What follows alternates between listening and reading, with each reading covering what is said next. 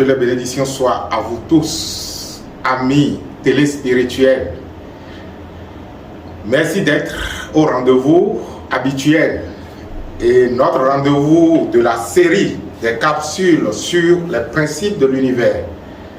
Nous avions entre-temps énoncé les 7 principes en rapport avec les 7 chakras sur lesquels nous allons travailler, et dans la vidéo précédente, nous avons fait déjà le premier principe de l'univers, ce premier principe de l'univers qui dit que tout est esprit, que le tout est esprit ou que l'esprit est tout. Ça, c'est le principe. Et le modus operandi de ce principe disait, si vous faites référence à la vidéo, que les problèmes de l'existence, si tout est esprit, voilà que nous rencontrons dans la vie existentielle, voilà que nous rencontrons des choses qui semblent ne pas être de notre goût, de la sainteté de l'esprit. Alors, le modus operandi, le mode opératoire de ce principe, c'est-à-dire comment on applique ce principe qui dit que tout est esprit saint, que tout est Dieu et que Dieu est tout. L'application dit que les problèmes que nous rencontrons, ce qui apparemment de notre conception n'est pas divin, est justement là pour l'expansion de notre conscience, l'expansion de ce que nous sommes, l'expansion de qui nous sommes. Et que lorsque nous avons des difficultés, lorsque nous avons des événements qui, à notre avis, ne donnent pas, disons, le sens de la vie que nous aurions souhaité, il s'agit pour nous de prendre conscience de cet événement et d'être conscient d'en avoir conscience. Et dès lors que vous dissociez votre conscience de ce qui se passe, la chose commence donc par se transformer, parce que la conscience a ce pouvoir, étant entendu que la conscience est la lumière, elle a ce pouvoir de rendre tout lumineux. Et à partir du moment où la conscience commence par se poser sur quelque chose, que cette chose commence par être transformée à la mesure de la conscience. Or, la conscience est vie, la conscience est lumière. Et dès lors que la vitalité d'un événement, la vitalité de quelque chose commence par vibrer à une fréquence assez élevée, cette chose, naturellement, prend l'allure d'une fluidité d'esprit qui, naturellement, est joie, paix, amour et bénédiction. Voilà la synthèse que je peux faire déjà de la première pratique sur laquelle vous êtes appelés à travailler pendant 3 jours, on avait dit. Et cette deuxième séquence intervient donc pour parler du deuxième principe. Le deuxième principe de l'univers physique qui dit ceci. L'âme est engendrée par le divin pouvoir et demeure le distributeur perpétuel du divin pouvoir. Je reprends. L'âme est engendrée par l'esprit divin, si vous voulez, et demeure le distributeur perpétuel du divin pouvoir. C'est ça le principe. Et lorsque, dans la logique du principe, il est dit que vous êtes une âme, vous êtes à l'image et à la ressemblance de Dieu. Vous êtes à l'image et à la ressemblance de la vie. Donnez-lui le nom que vous voulez. Vous êtes à l'image et à la ressemblance de l'unique réalité que nous appelons Dieu, vie, Mahou, suivant donc la connotation. Chaque peuple suivant sa culture. Ce principe qui est un principe universel dit que chaque individu est engendré par l'Esprit divin. Et que, étant entendu que nous sommes engendrés par l'Esprit divin, vivant dans la vie universelle, que nous sommes le distributeur, chacun à son niveau, le distributeur perpétuel du divin pouvoir. Qu'est-ce qu'il faut comprendre par là? Cela veut dire tout simplement que chaque être au sein de l'univers n'a d'autre rôle que de distribuer sa nature intrinsèque qui est de nature divine. Je reprends. Chaque être au sein de l'univers n'a d'autre rôle ou n'a d'autre choix que d'être le distributeur perpétuel. Généralement, quand je suis au cours en présentiel avec les étudiants, ce que je leur demande, c'est de me faire souligner le mot fort qui est dans de tels principes. Et il est aisé de constater que le mot qui maintient le principe en constant, je voudrais dire en constance, le mot qui fait du principe un principe permanent, c'est le mot perpétuel, distributeur perpétuel du divin pouvoir. Cela veut dire que à aucun moment de votre existence, à aucun moment de notre existence, il n'a été question d'absence du pouvoir divin, distributeur perpétuel. Le regard que vous échangez, les mots que vous échangez, les actes que vous échangez et toute chose que vous faites s'inscrit dans la logique de la distribution du divin pouvoir. Vous voyez que c'est aussi, je vais dire, rigoureux que lorsque vous êtes disons, transformé par de tels principes, il vous serait difficile de concevoir que l'autre pourrait vous faire du mal. Parce que si le divin pouvoir est amour, vous allez comprendre les maîtres lorsqu'ils disent que tout est amour, quel que soit ce qui est en train de se passer, c'est justement l'amour. Vous allez dire oui, l'amour. Et comment se fait-il que les autres nous font du mal? Comment se fait-il que nous rencontrons des situations difficiles? Comment se fait-il que des événements, des catastrophes même naturelles viennent pour mettre à mal notre bien-être, notre joie de vivre? Tout ça, c'est justement le divin pouvoir qui est en perpétuelle distribution. Vous allez comprendre davantage lorsque nous allons parler du mode opératoire. Et ce que nous appelons le mode opératoire, c'est comment mettre en application le principe. Et ce mode opératoire, ce que nous appelons le modus operandi, dit que l'Esprit divin ne peut vous donner que ce que vous prenez vous-même. Ce que vous êtes en mesure de prendre. Vous comprenez alors que lorsque on a dit que vous êtes le distributeur perpétuel du divin pouvoir et que le principe a dit ça, dans son application, le principe dit, c'est vrai que je mets la totalité de moi en tant qu'être, en tant que vie, en tant qu'abondance, en tant que richesse, en tant que santé, en tant que paix à votre disposition.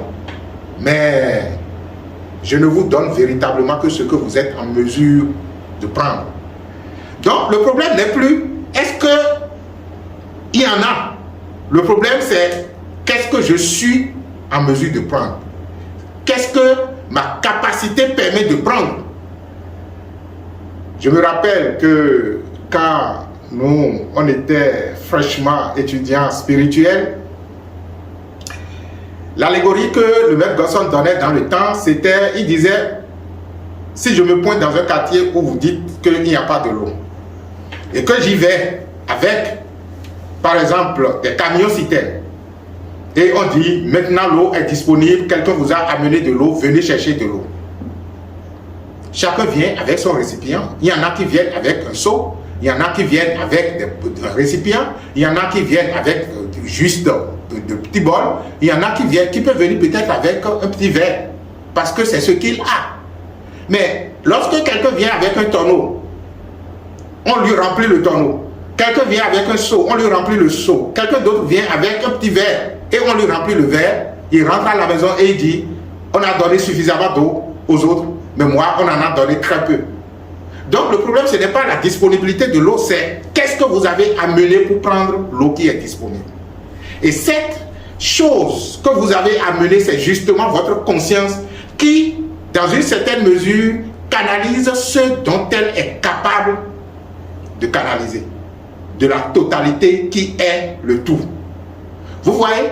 Et lorsque vous voulez en prendre davantage, il faut alors s'élever davantage.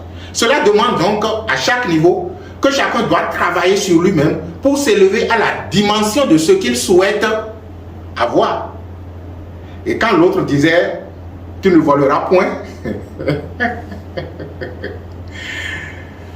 ceux qui n'ont rien compris de l'intériorité, de la spiritualité, et qui, du coup, prennent tout du point de vue littéral, pensaient qu'il s'agissait juste d'aller prendre le mouton d'autrui d'aller prendre le poulet d'autrui ou d'aller voler quelque chose ou de l'argent d'autrui dans un tiroir quelque part et que c'est ça qui constitue le vol. Non, justement. Lorsque le maître instruisait et qui disait tu ne voleras point, c'est tu ne prendras pas ce dont tu n'es pas en mesure de canaliser. J'explique. Nous sommes dans un monde où, avant d'avoir quelque chose, il faut être la chose. Être la chose, c'est travailler sur sa conscience, à l'élever à la dimension de ce que vous voulez.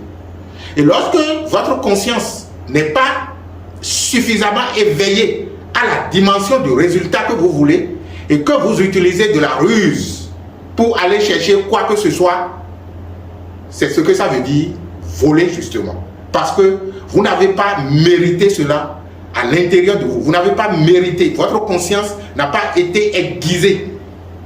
Ce que vous êtes n'est pas dans la dynamique donc de être plus que ce que vous avez. Et vous en avez plus que ce que vous êtes.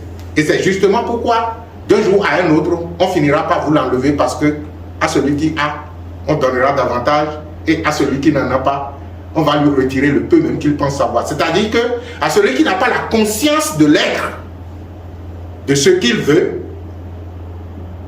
non seulement il a volé, il fait partie donc de celui qui n'en a pas, et le peu qu'il a volé, on va lui prendre ça encore. Je reviens donc au principe et en corrélation avec le modus operandi pour dire, lorsque le principe dit que vous êtes le distributeur perpétuel du divin pouvoir, vous devez pouvoir commencer par intérioriser cela dans le processus que nous avons entamé pour comprendre que, quel que soit ce que vous êtes en train de faire, quelles que soient les interactions que vous avez dans ce monde, que vous êtes en constance ou vous êtes constamment en train de distribuer le divin. Vous êtes constamment en train de distribuer la vie. Et c'est lorsque vous focalisez votre attention sur le fait que la vie s'écoule perpétuellement à travers vous vers l'autre et que de l'autre à vous, il n'y a que la vie qui s'écoule et que l'espace qui vous sépare de l'autre s'appelle vie, s'appelle lumière parce qu'il ne peut en être autrement, que vous commencez par élever votre fréquence à la dimension de la fréquence si entre-temps Dieu ou l'être devrait vous percevoir. Donc, il n'y a que les individus qui décident de créer le contraire de ce qui est, qui le créent parce que l'absolu pouvoir autorise qu'il en soit ainsi. Sinon, il ne serait véritablement pas absolu. À partir du moment où je sais que le principe, l'ordre, quand nous parlons du principe, ça fait référence à l'ordre, l'ordre de l'univers dit que je suis engendré par le divin pouvoir et que je suis le distributeur perpétuel du divin pouvoir. Je sais que partout où je suis en train de distribuer l'amour, je suis en train de distribuer la vie, je suis en train de distribuer la paix, l'abondance. Et que mes interactions avec tierces personnes se résument tout simplement au fait que lui aussi, il n'a pas d'autre choix que le soi-disant ennemi que vous avez devant vous, le soi-disant malfaiteur que vous avez devant vous, celui qui, entre-temps, vous, le déclarez sorcier, qui vous veut du mal, justement, c'est votre perception qui l'a caricaturé comme ça. Sinon, il a le divin en lui. Et si vous pouvez faire l'effort de constater que lui aussi, il n'a d'autre choix que... Parce que, en fait, ce qui fait le principe, c'est son absoluité. C'est son universalité. C'est le fait que le principe s'impose à tous sans exception. Et que vous comprenez qu'il n'a d'autre choix. Alors que de distribuer le divin pouvoir, vous commencez par changer votre perception non seulement au sujet de vous, mais aussi au sujet des autres. Et lorsque vous élevez votre perception à la vision de l'unité, vous serez surpris de constater que celui qui, entre-temps, était déclaré être un ennemi ou un sorcier ou qui voulait vous faire du mal, ou les situations même qui sont soi-disant dérangeantes, ces mêmes situations vont commencer par vous montrer la face cachée d'elle-même. Et la personne, vous la comprendrez autrement. Et si entre-temps, elle laisse passer le courant d'amour que vous lui envoyez, si elle laisse passer la vie qui vous sépare s'écouler à travers lui, vous allez retrouver l'harmonie.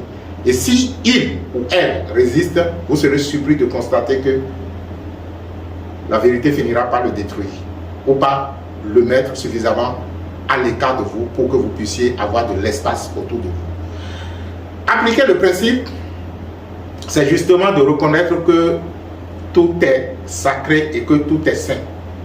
Tout est sacré et tout est saint, de telle sorte que chaque personne au sein de l'univers, étant entendu que nous sommes le distributeur perpétuel du divin pouvoir et chacun, suivant ses capacités, chaque personnalité devient alors une sainteté de Dieu. C'est pourquoi vous allez constater que dans certaines pratiques ou bien dans certains enseignements, il est démontré que vous êtes unique. Et lorsque Jésus disait « Je suis le Fils unique de Dieu », les gens pensaient qu'il était véritablement le seul à être le Fils unique de Dieu. Chacun de nous est le Fils unique de Dieu. Notre unicité vient du fait que dans l'univers infini, on ne peut pas trouver deux de chaque personne. Même si vous êtes des jumeaux, même si vous êtes nés du même ventre, du même père, du même mère, du même ventre, et à la même heure, vous êtes unique. Chacun de nous est unique. De telle sorte que ce qui est unique, c'est ce qui est rare. Et si entre-temps, un produit qui est unique et qui est rare devrait être mis sur le marché, ça devient un produit excessivement cher. Chacun de nous est cher et très cher aux yeux du divin, aux yeux de l'univers. De telle sorte que il est impossible à l'univers de vous soustraire de lui. Parce que il se déséquilibrerait, je parle du grand cosmos que vous voyez, il se déséquilibrerait si entre-temps il arrive à soustraire un grain de sable de lui. Encore vous. Ce qui veut dire que chacun de nous doit, en application de ce principe, prendre sa place au sein de l'univers. Prendre sa place, c'est être confiant que l'univers tout entier a besoin de vous. Et si l'univers tout entier a besoin de vous et qu'il lui est totalement impossible de vous soustraire de lui, cela veut dire que vous êtes important. Mais votre importance ne doit pas occulter l'importance de l'autre. Nous sommes tous importants. Toutes les personnalités sont saintes et sacrées.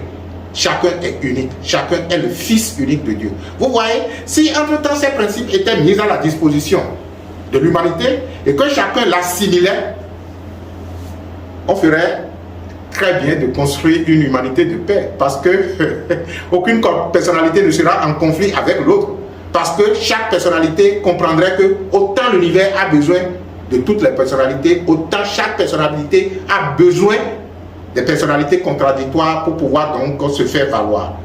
Il est donc important que dans le processus que nous avons engagé, pendant les 3 jours à venir, que vous focalisiez votre attention sur ce principe de l'univers qui est le deuxième principe de l'univers qui dit « L'âme est engendrée par le divin pouvoir et demeure le distributeur perpétuel de l'Esprit de Dieu. » Et que, naturellement, comme c'est ainsi, comment se fait-il que tout le monde n'arrive pas à distribuer à la même fréquence, à la même qualité? C'est justement qu'il ne nous donne que ce que nous sommes en mesure de prendre.